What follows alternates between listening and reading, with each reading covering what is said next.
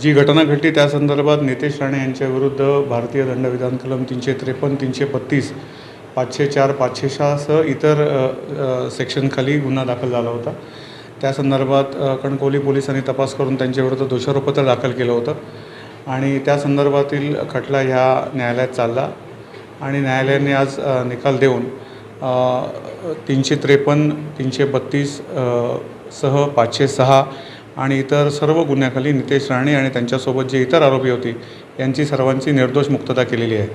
परंतु हे करत असताना न्यायालयाने भारतीय दंडविधान कलम 504 अन्वये नितेश राणे यांना 1 महिन्याची शिक्षा आणि 1 लाख रुपये दंड असा दंड ठोठावलेला आहे। 504 म्हणजे एखाद्या पब्लिक प्लेसमध्ये इन्सल्ट करून उद्युक्त करणे, लॉ अँड ऑर्डर सिच्युएशन निर्माण करणे अशा सेक्शनखाली त्यांना शिक्षा झालेली आहे आणि ती 1 महिन्याची शिक्षा आहे। परंतु न्यायालयामध्ये आम्ही लगेचच अर्ज केला आणि न्यायालयाने त्याला स्थगिती दिलेली आहे आणि त्याच्याविरुद्ध पुढील योग्य ती कायदेशीर कारवाई आम्ही लवकरच करू। करा आपला Sindhudurg digital news channel like करा, शेअर करा, कमेंट करा आणि महत्त्वाचं म्हणजे बेल आयकॉनला क्लिक करायला विसरू नका।